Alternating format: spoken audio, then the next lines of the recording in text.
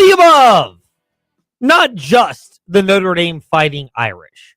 There's so much blame that can go around in what is encapsulated the sports world, and in particular the football world, college football, if you will, over the last 48 hours. But the blame is all of the above. There are a number of places you can turn when looking at how Notre Dame was left out of the college football playoff.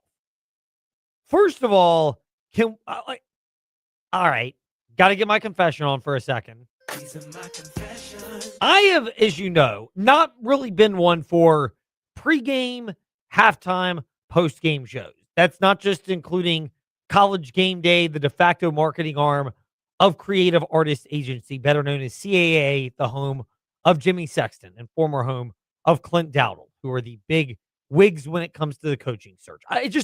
To me, they are largely the not best use of my time as a husband, a father of two 7-year-old boys, and somebody who still wants to be able to actually enjoy watching when I'm not listening on the VTR and sports app to different sporting events. Halftime shows, post-game shows, the same thing. So it should come as no surprise that I never invested into the whole college football ranking shows that dropped at the beginning of the year. Let's keep it real.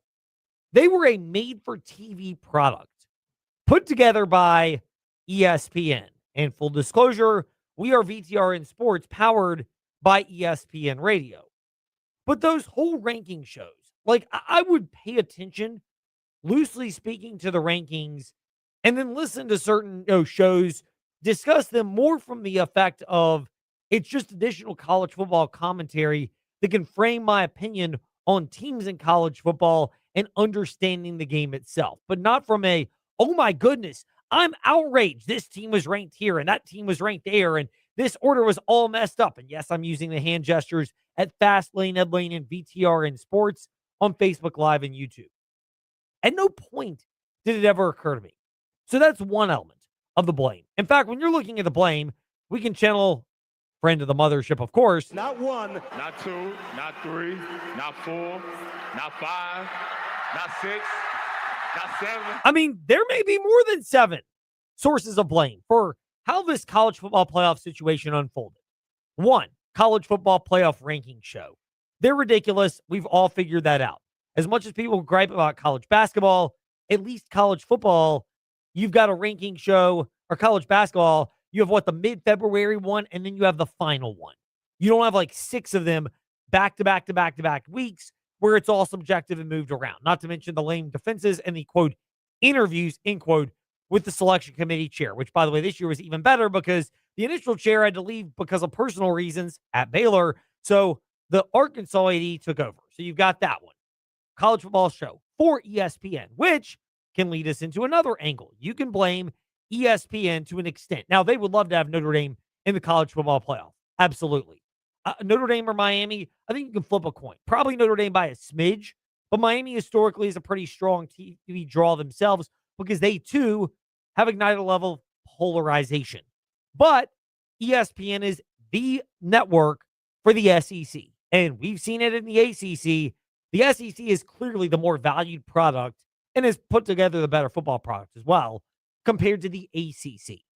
So Alabama was never going to get punished for the SEC championship game because Greg Sankey was going to get upset and would have a conniption if that actually happened. And ESPN wants to keep Sankey happy. I don't blame them. I understand that. But ESPN, Sankey, that relationship, you can put that in there. If you're keeping track. Not one, not two, not three, not four, not five, not six, not seven. I mean, maybe we're going to go over 7. I can't begin to tell you because I've lost track of all the explanations for Notre Dame being left out of the college football playoff, and they are very relevant. The next one on this particular list, the college football playoff selection committee themselves, not necessarily for the rankings order and how they had the selection show, but the fact that they had not evolved after the Pac-12 dissolved, because the 5 highest ranked conference champions was designed when the Pac-12 existed. And it would have been, in most years, the SEC, the ACC, the Big 10, the Big 12, and the Pac-12. And then when the Pac-12 dissolved, because all that were left of the Pac-12 is it's going to be rebranded next year, where Oregon State and Washington State, nothing changed. And if we talked about breakaways before, let's keep it real here. The Group of Five playoff is something that may be a better idea in theory because they are not playing the same brand of football as power programs. If you don't believe me, we remember Liberty in the Fiesta Bowl. JMU fans, you're about to experience it when they get ready to go to Oregon next Saturday as part of our, I don't know, 5, 6, 7 game slate, whatever it'll be, between college basketball, college football, and the NFL on the VTR and Sports app. We are loaded up throughout the next handful of weeks with games. Perfect time to hop on and be sponsored. Yeah, absolutely, TJ. I like where your mind's at. Fastlane, Edlane, Facebook, Twitter, Instagram, or at gmail.com. We'd be glad to connect with you. Or TJ_Wilkerson8 for his great service, too. So you've got those particular elements. College Football Playoff Selection Committee show, the ESPN relationship, and the College Football Playoff Selection Committee themselves, not just for the selection show, but for not evolving the format beyond where it was years ago when the initial 12-team format was introduced. The latest example of where you could also put the blame is the ACC. We have criticized them ad nauseum as a reactionary league. The fact that they could never have envisioned, if nothing else, that it is, you could call hashtag Go ACC. We could take one from West Coast Superfan Ben. Hashtag So ACC. Because it is so ACC. For them to not have the foresight to realize that if they don't have the right tiebreakers in place, literally the worst possible scenario for them could unfold. And the worst possible scenario that could have unfolded was Duke making the conference championship game. Where when they made the conference championship game over Miami, a 10-2 Miami team got bumped by a 7-5 Duke team because of convoluted tiebreakers. And the ACC feeling the need to expand when Clemson and Florida State were suing. So we had 3 members, one of which cares about football, SMU. The other 2 really have no historical cachet at all or brand value. Typical ACC. Reactionary to the expansion of the Big Ten and the SEC, and reactionary by adding schools that, once again, focus on academics and have no football fan base. Look at the ACC championship game. Virginia looked like they were well represented. Duke proving once again that it's Duke basketball and then someone else in football. Notre Dame, Florida State, Virginia Tech. Insert your school of choice here from the bandwagon. But how often is a Duke basketball fan actually a fan of Duke football? TJ, are you a Duke basketball fan, if I recall correctly? Yes, I grew up with them. Are you a Duke football fan? Yes. You actually are. Since David Cutcliffe was head coach, yes. All right. First of all, I applaud you. You deserve a round of applause here in the fast lane. But we've got that as another avenue, is blaming the ACC for not having the foresight. Because I don't blame the ACC for defending Miami over Notre Dame. We will get to that in just a moment. But I do blame the ACC for not having the foresight to realize it. So, Not 1, not 2, not 3, not 4, not 5. maybe more than 5, we're going to continue to go. When you look at the college football playoff ranking fiasco, because of the ACC in their tiebreaker, they should have known that, as Kurt from Good Burger, rest his soul, would say, Well, I should have known. was that Duke would not only make it, but that they would beat the best team, Miami, and they would defeat Virginia because Virginia would do what Virginia does in these scenarios, which they had a chance to win their first ACC championship. They had just come off of beating the interim head coach at Virginia Tech and a team that looked like they were ready to move on, although they played hard down the stretch. And yet Virginia, Duke controlled it from the beginning, beats them. So Duke wins. Meanwhile, JMU gets that spot because they are the best, and I think this is legitimate, the 5th best conference champion. JMU should have gotten it over Duke. It's not like they were separated by 1 or 2 losses. As LeBron would remind us. Not 1, not 2, not 3. Actually, technically 3. 4, to be exact. 11-1 JMU, 7-5 Duke in the regular season. So they were separated by 4. At some point, wins and losses have to matter, even if you have a really weak non-conference schedule. So we've got that. And now, finally, the other element to this. Notre Dame deserves a level of blame for a number of things. One, if you want to be in a spot where you don't have to be subjected to what happens in the conference championship game, wait for it. Join a conference. I know they hate hearing it. I know they never will. I'm not delusional to think so. But join a conference. If not, you risk being in a spot where you don't get the extra data point to prove yourself. Take ownership and accountability for that rather than whining and complaining wherever you can be found whining and complaining the way that Notre Dame has. So you factor that into the equation. Here's another one on Notre Dame. You scheduled your 2 hardest games at the beginning of the year when you were not a fully formed offense with CJ Carr and you were replacing defensive coordinator Al Golden. Maybe you could have done this a little bit differently with your scheduling. Or, wait for it, if you were in a conference, you would not have to worry about where your scheduling goes and your best games being played at the beginning of the year. But as an independent, even though you claim people are lining up to play you, does it really look that way?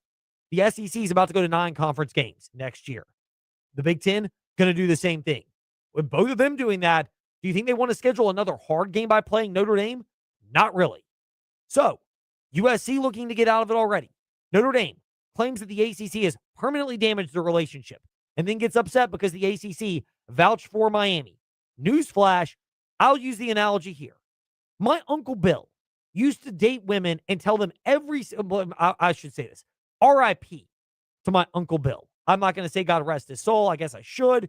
But my Uncle Bill, who passed away because he was 72, in 50 of those years, he spent, quote, never meeting a drug he didn't like. And shockingly, when you play stupid games like mixing fentanyl, heroin, and cocaine, what happens? You bite the dust. He brought it on himself. Let's call a spade a spade. But Uncle Bill would tell the women all the time what they wanted to hear. And then eventually they'd realize that he was never actually going to commit to them. The ACC may have gotten to the point where they realized Notre Dame is never going to commit to us full-time as a football member. Now, Notre Dame may be backed into a super league, at which point things change. But if Notre Dame's going to join a conference, they would get out of the ACC and they would join the Big Ten and the SEC. So I don't blame the ACC at all for saying, middle fingers to you. I am using 2 fingers here to keep it family friendly for those watching at Fastlane, Edlane, and VTR in Sports on Facebook Live and YouTube. I don't blame the ACC at all. Their loyalty should have been to Miami. And if it's at the expense of Notre Dame, it's at the expense of Notre Dame. It is what it is. Now, as a good partner to Notre Dame, should the ACC have maybe targeted Alabama after the fact? Probably so, because Alabama had 3 losses. Even though, again, Greg Sankey was never going to let the SEC championship game cost Alabama because he's not going to lose that revenue point without a fight. Let's not kid ourselves.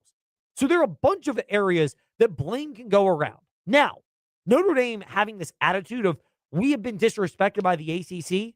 How do you think the ACC would have felt if Notre Dame got in at the expense of Miami? I mean, really? Let's not kid ourselves here. That's the other reality of this. So the way the college football landscape works, there are a bunch of different factors that kept Notre Dame out. It's not just one thing, as LeBron James likes to remind us. Not 1, not 2, not 3, not 4, not 5. Maybe more than 5. You can count Fastlane, Edlane, Facebook, Twitter, Instagram, wherever you listen to podcasts. We keep receipts. But the reality is, this is what was going to happen at some point, and there were a bunch of areas and ways in which this could have been done differently. And it's amazing because, let's kid ourselves, if Virginia just takes care of business against Duke, this is a non-issue. Because Virginia is the best team from the ACC, there is no perceived pressure to get another ACC school in to the college football playoff. Maybe there is. Maybe Miami goes in anyway. But you don't have JMU taking that bid. And that's the thing to remember. Virginia gets in, JMU would have been bumped out of the college football playoff. In reality, if the ACC had the right format, it would have been Miami versus Virginia, and then one of them would have won that game, probably Miami. But either way, if Virginia or Miami won that game, the other would have had themselves to blame for losing the game. That's it. But there are a bunch of different angles to this. Meanwhile, a bunch of different angles to how you can save money. But the easiest is just remember, now through Christmas Eve, enter the promo code Christmas at checkout for 24% off the list price of every single item.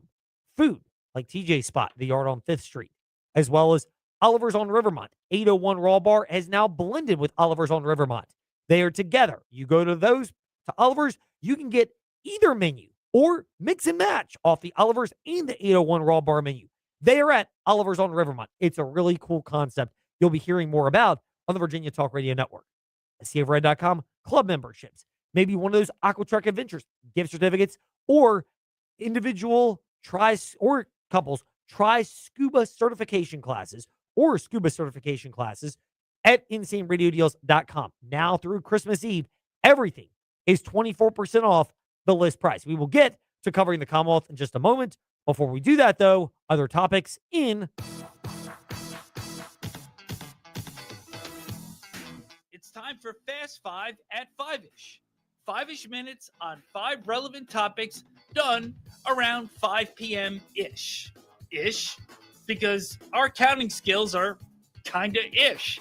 Let's start with number 5. On the subject of Notre Dame and their displeasure with the ACC, the one area I will say that I have no issue with Notre Dame is backing out of the college football bowl games. And yes, it may have been out of spite because ESPN is the one in charge of the majority of these bowl games and is the one who's in charge of the majority of the bowl games. Notre Dame may have wanted to stick the proverbial middle fingers to Notre Dame, to ESPN. But the reality is, I'm kind of glad this trend has been going on. The bowl game setup has been bloated for a while. They're not really ones that are valuable. And we've already known when players opted out with Leonard Fournette and Christian McCaffrey back in 2016, it set off in motion the reality these bowl games don't matter. But this was set off in motion decades before that. I'll never forget going to the Gator Bowl when North Carolina and Virginia Tech played, and Carl Torbush was the interim before he became the permanent head coach for Carolina because Mac Brown had left before the Gator Bowl to go take the job at Texas. Again, don't begrudge it, but he left because it was a glorified exhibition. That wheel was set in motion then and maybe before then if I am forgetting. This is not something that's new. I have no issue with Notre Dame for backing out of the college football playoff contest.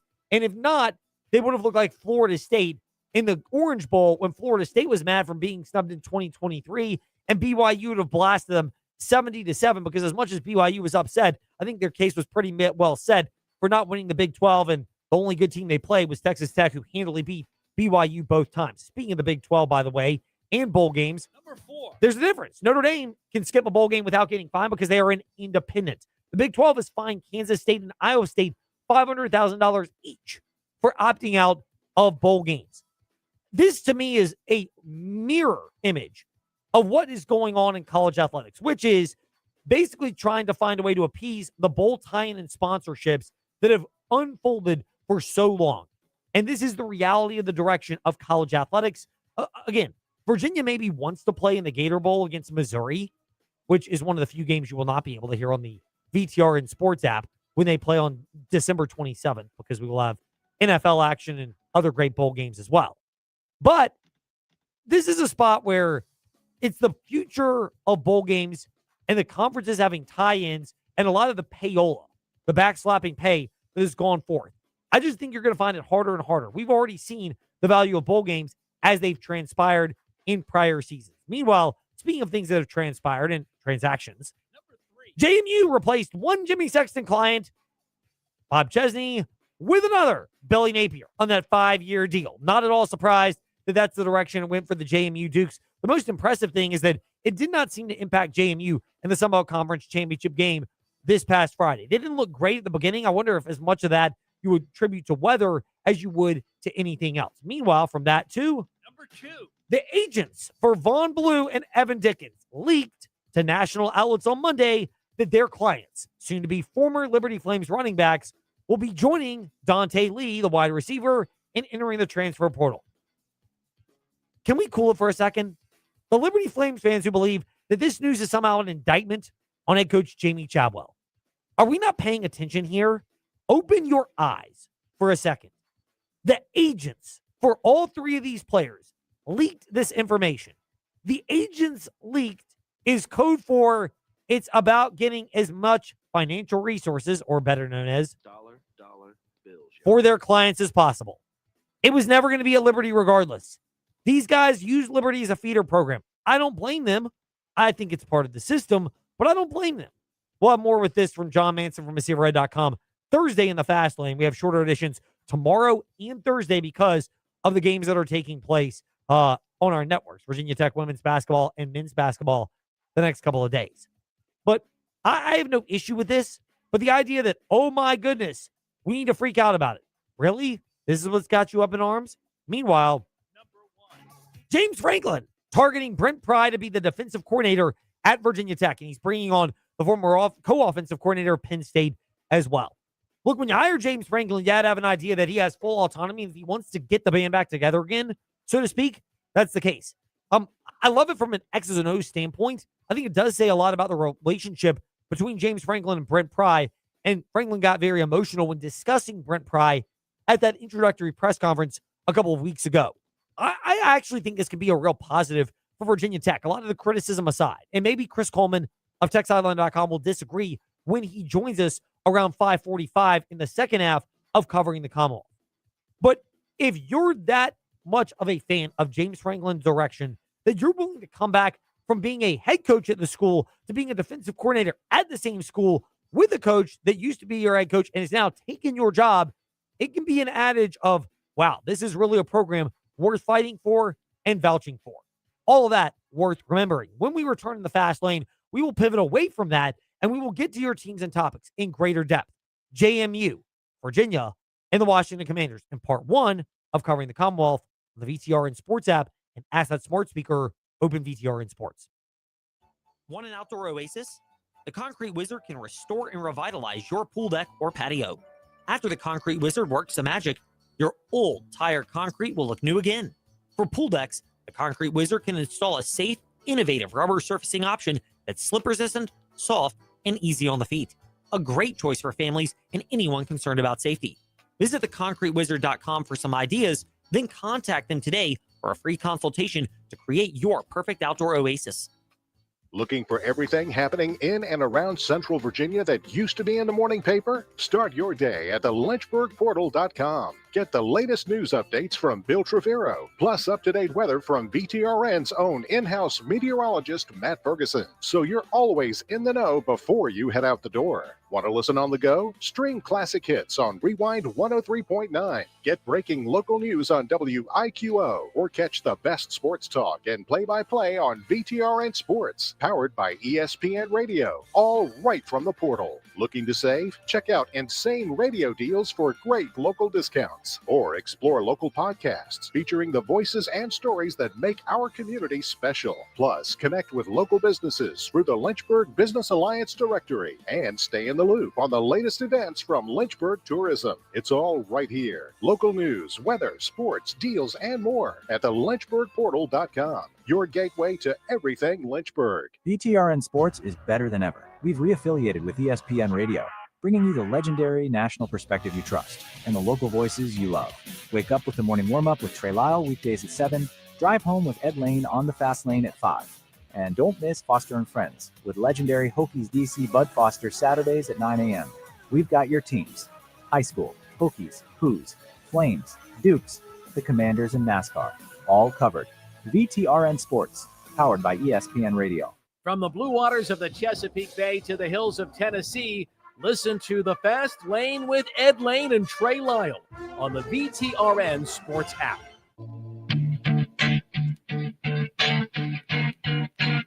Step into the Fast Lane 24/7 at Trey Lyle VT and Fast Lane Ed Lane on Facebook, Twitter, Instagram, YouTube, and wherever you listen to podcasts.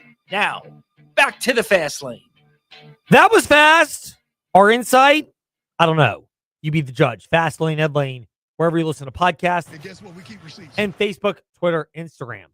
The insight, always fast and furious.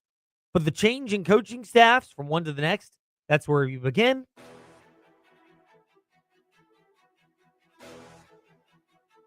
It's time for your teams and topics. Covering the Commonwealth, a look at teams and topics from around the Commonwealth. Let's start with the JMU Dukes. Shane Metlin of DNRonline.com and it's Shane_DNR Sports. Stopping by the Fast Lane. Shane, great to be speaking with you.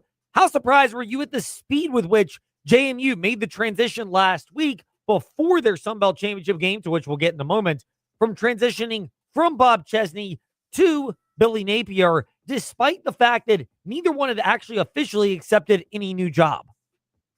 Yes and no. I thought it would happen pretty fast. I was a little surprised that it was before any of the official announcements, even that, Bob Chesney officially resigned from JMU. So that did surprise me a little bit that it happened quite so fast. But I do think it was something that they were able to get a jump start on, just because knowing Chesney was a target for UCLA for several weeks now. He shares an agent. We talked about Jimmy Sexton last time I was on here. They share an agent, and I think maybe that helps speed the process along a little bit, knowing, if you're Matt Rowan and you're being told, hey, look, you're going to lose your guy, but here's somebody you might want to talk to by his same agent, I think that speeds up the process a little bit. It does. It did, and it looks like JMU's got their next hire. Do you have initial impressions on Billy Napier as the new head coach for JMU before we really get a chance to delve into the meeting, the staff, and the roster retention whenever that unfolds? Yeah, I mean, you never know. You never know like how they're going to work out as far as like retaining the roster and everything, but they seem to be coming up with the important pieces of the staff quickly. If some of the reports are right about hiring coordinators and the GM and things like that. I think when it comes to retaining the roster, it probably helps that JMU had a GM for the entire athletic department in Cliff Wood, who is a JMU guy through and through. So he's not going with Chesney. He's probably been working on retaining the roster a little bit in the past few months. And, beyond that, you kind of got to wait and see. Obviously, Billy Napier didn't have a ton of success at Florida. I was so surprised to see that Florida has one of the lower budgets in the SEC, though. And he was hugely successful in the Sun Belt. So, if he can match the success that he had at Louisiana at JMU, I think you're going to feel pretty good about the hire. Yes, indeed. Shane Metlin, it's Shane_DNR Sports and DNRonline.com. He's with us for covering the Commonwealth. We are at Fastlane, Ed Lane, Facebook, Twitter, Instagram, and however you listen to podcasts on VTR and Sports app. Wayne Knight, is he the most underrated player in the Sun Belt, as evidenced by the contributions he made, really carrying the Dukes in that Sun Belt title game against Troy? Oh, sorry, I didn't hear who you said, but was it Wayne Knight? Yes. Yeah, I do. I think, they went with a quarterback for both the player of the year and offensive player of the year. I think Wayne was extremely deserving of being one of those two award winners. Just with the season he's had, when you look at his total rushing yards and then all-purpose yards, he's top 10 in the country in that category. So, I mean, he's been extremely effective all year long. You mentioned what he did for JMU themselves. As much as it took a while to get going against Troy, how big of a win is this for the program? Exclusive, and we'll get to the college football playoff part, but the fact that they won their conference championship and finally got to the epitome in a 1A FBS conference. Yeah, I mean, to get such a conference championship, I think was pretty huge. It was the one knock against JMU for a while, and it wasn't entirely their fault when it came to, not having a conference championship, because they just weren't eligible to play in that game for a couple of years when they were really good. But I do think, that takes it to another level with their transition to the Sun Belt, that they have that conference championship now and, have arguably been the top program in the Sun Belt for the past 4 years. JMU fans may not like me saying this, but JMU getting into the conference college football playoff kind of mirrors the way in which Liberty got in. They needed a lot of things to go their way. Liberty's was not yet the playoff. It was just the Fiesta Bowl, ironically, also against the Oregon Ducks.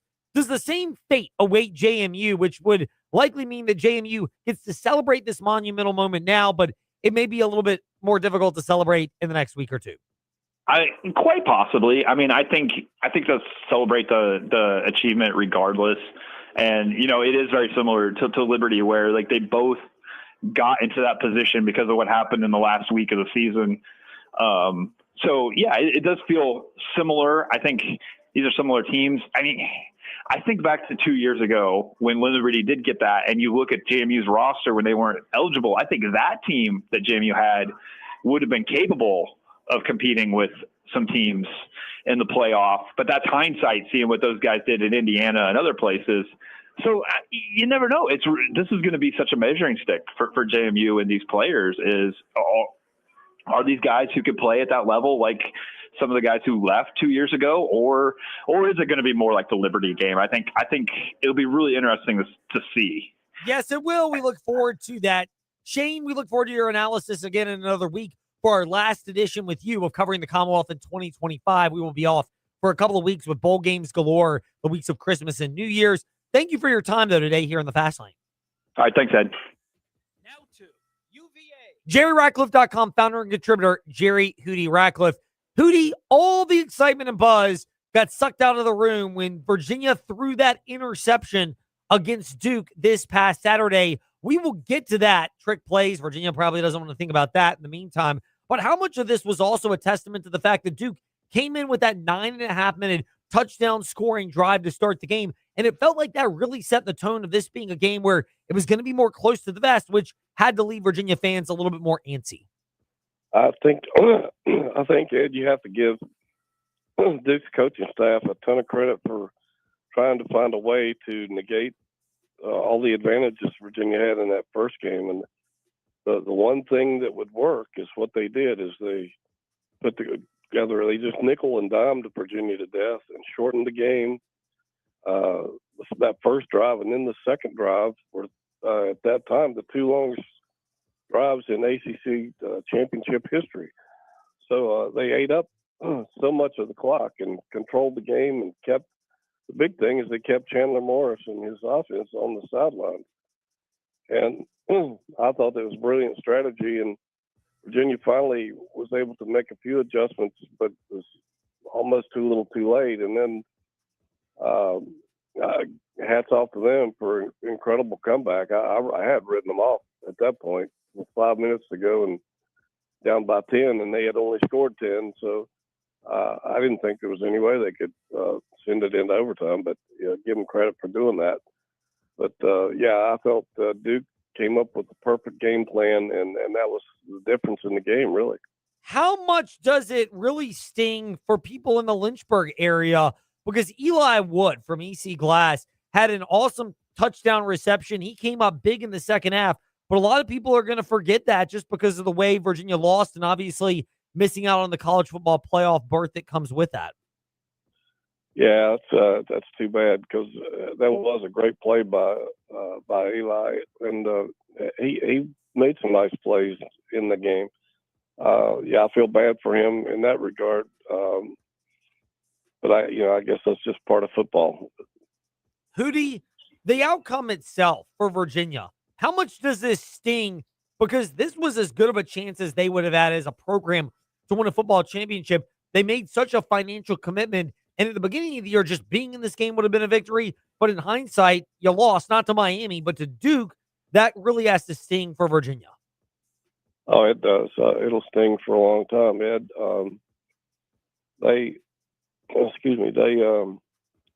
They did some nice things over the season, but if you look back at the three games they lost in the fashion they lost them in, it came down to three passes against NC State and then against Wake Forest, fade routes to the end zone, which is a 50-50 play at best on fourth down. You would like to see something with a little higher advantage or higher percentage of winning the game. And then, I don't quite understand the trick play on first down.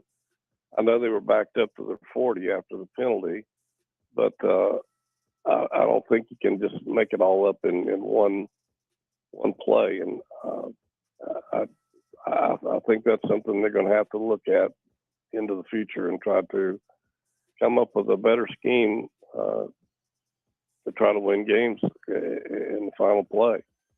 Hootie, will ask this one as we wrap up our chat with Jerry Ratcliffe, who is fighting through some illnesses. I had it a couple of weeks ago as well, the respiratory challenges. So we appreciate that, Hootie.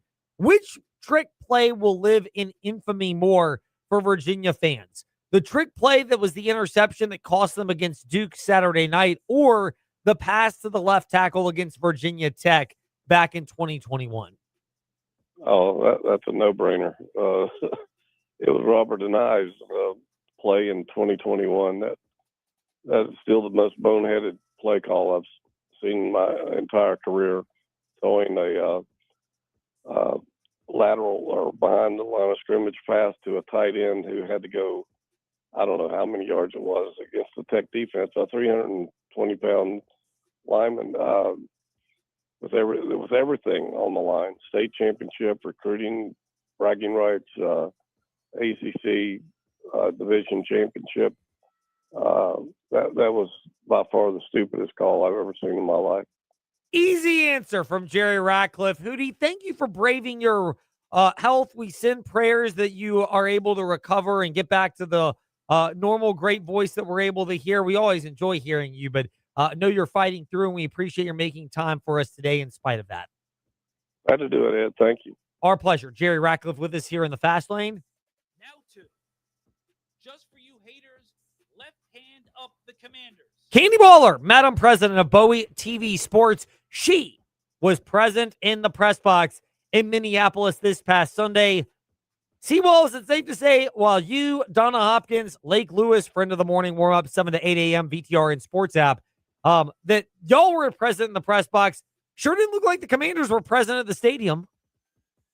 No, it didn't. I think we got there before they did. We were there quite early on Sunday morning, and it looked like perhaps they never arrived. It sure did. They looked miserable. The Washington Commanders did. Is this the worst performance, not just of the season, but of the Dan Quinn era? Absolutely, 100%. It's definitely one of the worst that I've witnessed, even from covering the team. But certainly, this one certainly took the cake for the Dan Quinn era. Candy Waller with us here, emphatic about that. Where do the Commanders go from here? How do they regroup over what has turned into a lost season in terms of playoff opportunities? I mean, I think it becomes one of those things where you've probably often heard me say this, Ed, where everybody is playing for a job. So if players intend to continue playing, want to continue to be with the Washington Commanders or another team, and quite frankly, the same goes for the coaching staff, they still need to put their best effort out on film. And that just has not been the case in many of the games this season. So I think for those players who are healthy, they still need to be doing, their best effort of wanting to stay on this roster or trying their shot at another one, because this is not really the story you want to tell when you're trying to get another job, especially for any of the coaches who may want coordinator or head coaching positions. But certainly with 4 games left in the season, there's still an opportunity to try to, put your best foot out there. Don't think the Washington Commanders want to land in the top 5 of the draft, but it certainly looks like that's where they'll be. It does, the way the Commanders have performed or not performed, if you will. Candy Waller always performs, present in the press box through thick and thin with Bowie TV Sports and our on-site boots on the ground here in the Fast Lane. 2 injuries for the Commanders. One, Jaden Daniels, back with the left elbow injury. He re-aggravated that against the Minnesota Vikings. How convinced are you that that's the last we saw of Jaden Daniels this season? I'm actually not that convinced. He was out and about this evening at a community event with his foundation. He surprised some kids in the Greater Washington Boys and Girls Club with bikes for Christmas, and they went absolutely nuts when they saw him. And so he is out and about in the community this evening. But we'll find out this week. He is on the schedule to speak to the media this week. And oftentimes when the quarterback is on the schedule to speak to the media, that means that is the starting quarterback for this week. Dan Quinn was very vague and everything about whether or not he will play on or will start on Sunday. So that will definitely be yet again another storyline for this week, but I'm not convinced at all that was the last that we saw of him on the football field. So we'll follow up on that, Seawall. If that's in fact the case, how much of this is about Jaden Daniels setting the tone himself for that locker room and evolving as a leader, putting himself out there, or even if he doesn't, doing what he can to get the coaches convinced that he could come out there, knowing that there are going to be a lot of changes this offseason, but he's going to be the one who has to set the standard for the locker room going forward? I mean, I think that's exactly it. I mean, if he is not injured, you don't want to set that tone of, okay, you want the whole notion around the younger guys getting more reps. Well, Jaden Daniels is a younger guy, so shouldn't he be getting those reps as well? If that's the case, then that means sitting all of your starters that are younger guys and maybe play some of the veterans that are in question. Why not bubble wrap all of your future versus just the quarterback? It's a complex topic for certain. And it remains to be seen what the Washington Commanders do in such a lost season, because they do have some players like their rookie Josh Connolly Jr., who's literally played every single offensive snap. So are they not going to bubble wrap him? Right? I mean, he's 100% healthy, but still, right? It's just the principle of seeing the younger guys versus protecting the future as well. It is a loaded and very complex topic, and I think it remains to be seen what they do. Last one for Madam President, Candy Waller, Bowie TV Sports, and our boots on the ground as she's always present in the press box. Zach Ertz, torn ACL in what might have been his final game in the NFL. How brutal is that for Zach, for the Commanders, especially if that's the last we see of the legendary tight end? I think, Zach Ertz's injury was such a bad day. That injury summed it up. Of just the notion of the season. You've often heard me talk about the captains of the postseason and their kind of dream season last year, and Zach Ertz is one of those. And he's super, super important to the locker room, as well as Jaden Daniels and the other younger guys' development. As you all probably saw in the TV version, he cried quite a bit on the card, but there was also a lot of tears in the locker room after, from coaches and players with his injury. So that hurt. That stung quite a bit. And in a season that is just down miserably, and is a shock to everyone, losing Zach Ertz hurts for several reasons. And most importantly, just because he's a great athlete and a great person, but he does mean a lot to this locker room. It meant a lot to people, guys just still being able to show up and having that confidence despite the record. So it will not be good to not have him in the locker room, but this kind of just sums up how this season is gone. Seawall, always there, president of the press box. Seawall, thank you for your time. We appreciate it, and always keep it locked to Bowie TV Sports. Thank you so much, and I'll be talking to you guys again soon. Candy Waller with us here to wrap up part one of covering the Commonwealth. When we return, part two, Virginia Tech with Chris Coleman of TechSideline.com. It's the final countdown to savings during the Red Tag year-end sales event at the Used Car Superstore on the Sheeler Motor Mile. Holiday savings have started, and this is your last chance to save. Shop local and save more with straightforward pricing, plus exceptional service and selection. Stop the search. Head to the Motor Mile for over 900 pre-owned vehicles to choose from, and a huge selection of new car brands in Southwest Virginia. Honda, Hyundai, Toyota, Subaru, Kia, Chevrolet, Mitsubishi, Chrysler, Dodge, Jeep, and Ram. 11 new car brands, 900 used vehicles, all in one location. The Sheeler Motor Mile gives you choices more than any other dealer in the area. Sheeler owns the finance company. We make it easy to buy with in-house financing. Volume selling means volume pricing, and we've got the volume. 11 new car brands, over 900 used vehicles, all in one location. Our biggest sale of the year is here. The Red Tag year-end sales event at the Used Car Superstore on the Sheeler Motor Mile. I-81 exit 118C in Christiansburg. Call 866-SHEELER1. Always open at Sheeler.com. But hurry, this sale ends when the new year begins. Hi, Danny from Gibbons Books Little Dickens. We believe in reading and play and in shopping locally for stronger communities. 3 times more jobs are created by local businesses versus online sales. This holiday season, live local and shop local for a better Central Virginia. Hey, this is Jake with Western Ways in Forest. Shop our thousands of pairs of boots in store with personalized customer service and excellent pricing. Shop Western Ways this holiday season. Merry Christmas and Happy New Year's from our family to yours. Hi, I'm Randy Trost with Trost Law. We've seen a lot since 1982. One new issue is an increasing number of uninsured drivers. Unfortunately, when these drivers are at fault for an accident, there's a higher likelihood that they'll flee from the scene, leaving you with a potential mess. So in shopping for your auto insurance policy, please keep in mind that strong, uninsured motorist coverage can protect you from this headache. And if you've been injured in a motor vehicle accident, call us at 777-HURT and visit trostlaw.com. Your home is more than just walls and windows. It's where life happens. And at Right Choice Construction, we get that. We're not just builders. We're fathers, mothers, neighbors, just like you. And every nail and every beam reflects our commitment to creating a place you're proud to live in. With Right Choice Construction, you're choosing a team that's been perfecting the art of building for years. So build with us. Build with experience. Build with quality. Build with Right Choice. Dashing through deals online, can't find anything. Oh, what do I do? Insane radio deals, 24% off. Use promo code Christmas.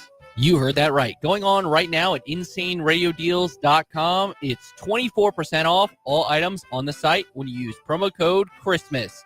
That's promo code Christmas at checkout for 20% off all items at insaneradiodeals.com. FarmersBankAppomattox.com. Hi, I'm Bonnie Brooks with the Farmers Bank of Appomattox, sending best wishes to all of our friends and customers during this pleasant time. We encourage you to think local, be local, and buy local this holiday season. Merry Christmas and a Happy New Year from your friends at Farmers Bank. Hi, this is Bill Roth of the Virginia Tech Hokies. You know, all of us here at the Virginia Tech Sports Network want to send our heartfelt thanks and our very best holiday wishes to you and your family. We're grateful to have you as part of the Hokies community, and we appreciate you tuning in to our Tech football and basketball broadcasts right here on VTRN Sports Lynchburg. Happy holidays, everyone. Step into the Fast Lane 24/7 at Trey Lyle VT and Fast Lane Ed Lane on Facebook, Twitter, Instagram, YouTube, and wherever you listen to podcasts. Now, back to the Fast Lane. It's a great theory. Will it actually work? That's where we begin part 2 of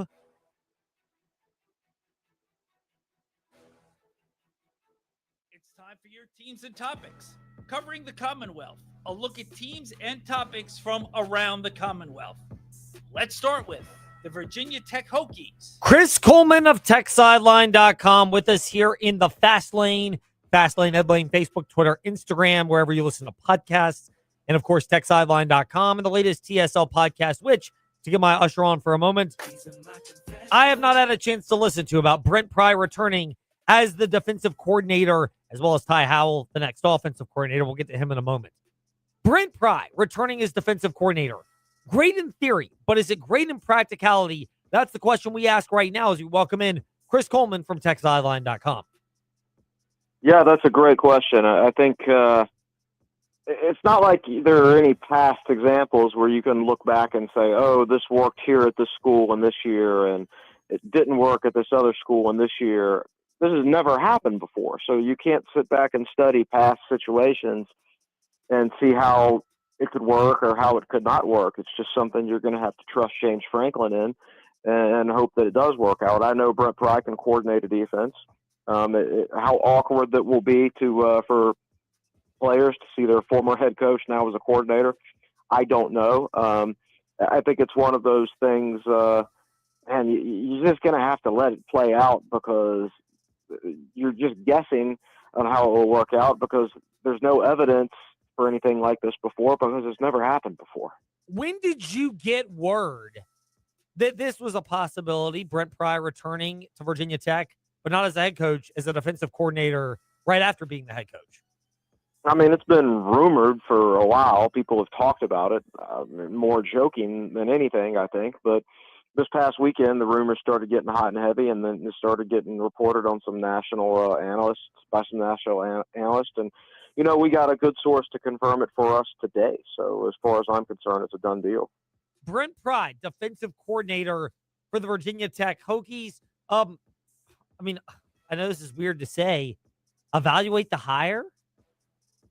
I think I think it could be one of the best stories in college football if it works out. Like, imagine a future maybe like 2 or 3 years from now where Virginia Tech is hosting College Game Day and they're in town for a big game, and that's their feature story of the day, is Brent Pry staying at Virginia Tech after getting fired as defensive coordinator, right? I think that has this chance to be a special story. On the other hand, if it doesn't work out, you know, Franklin would have expended quite a lot of his initial capital with the fan base. And then you'd have to fire Brent Pry twice. And good gracious, he's such a nice guy. Nobody wants to do that. I think it will probably work out. But there are some risks involved. But there are risks involved no matter what coordinators you hire. And ultimately, I think that's why he landed on Pry and Ty Howell. I think if you look at Penn State, the last few coordinator hires he's made, they've been splash outside hires that most people thought on paper, yeah, those are really good hires. That's going to work out. But they didn't really work out, and you could argue that's the reason he got fired. So I think he might be a little bit gun shy from hires like that based on recent experiences, and that's made him come back around to the idea of familiarity with his coach hires. Chris Coleman, TSL, Tech Sideline on Twitter and Instagram, or just a .com to check out their website as well. Chris, Ty Howell, co-offensive coordinator for James Franklin at Penn State. Am I reasonable to be concerned as to which offense we get. The more expansive one that Franklin says he'll bring, or the one that looked pretty conservative at times and had a lot of folks up there up in arms? That's a good question. He was co-offensive coordinator up there, and with the type of offense Franklin says he wants to run, and sometimes the type of offense they were running at Penn State, I have to wonder whether that staff was cohesive. If you brought in an offensive coordinator with one set of ideas, and then you had other coaches on the staff, maybe even the head coach himself, with a different set of ideas, and when that happens, the production is not going to be there as much as it should. So it's just one of those things where I don't, not being in the room, I don't know the dynamics of that coaching staff. I can only speculate. I think it says a lot that Franklin isn't trying to bring his offensive coordinator with him. Instead, he's bringing the co-offensive coordinator with him and promoting him to offensive coordinator. That might tell us all we need to know about the cohesiveness of that staff. I don't think Franklin got exactly what he was looking for. Not to suggest that the guy he hired was bad, but it just wasn't the right fit at the right time, maybe. I'm guessing that's the idea behind it, but don't know it for a fact. When do you anticipate the full lineup of coaches, assistant coaches, that is, will either be leaked or announced by the staff at Virginia Tech? As far as official announcements, man, I don't know. It's how many of these guys are going to stay and coach in bowls at whatever schools they're going to be at. I would expect within the next week to 10 days, we'll have a very, very good idea on the assistants. But as far as official announcements, we could see that come out in pieces over the course of the next 3 weeks or so. Chris Coleman, TSL, TechSideline.com, and the latest TSL podcasts, which dropped today. The first one, by the way, that dropped today was a tease analyzing the recruiting 2026 from the recruiting class offensively. Do you see these as being players that will make an immediate contribution out of necessity given the likely roster changes, or is this more of an indication of what you can expect Virginia Tech to value in terms of long-term projections? Just in terms of the offensive class, I think there's some guys that are more capable of contributing early than you see in most Virginia Tech classes, which makes sense when you consider the ranking of the recruiting class. So much of it is going to be dependent on what they do in the transfer portal. How many starters on the offensive line are they going to sign? Or Marcellus Hawkins, is he going to come back? Oh my gosh, their backup running back, whose name escaped me right now, Jeffrey Overton, who flashed so many big plays towards the end of the season. If he and Hawkins are both coming back, do you sign a third tailback in the portal? Because that could impact whether Messiah Mickens plays or not. I see more guys that are physically capable of helping early.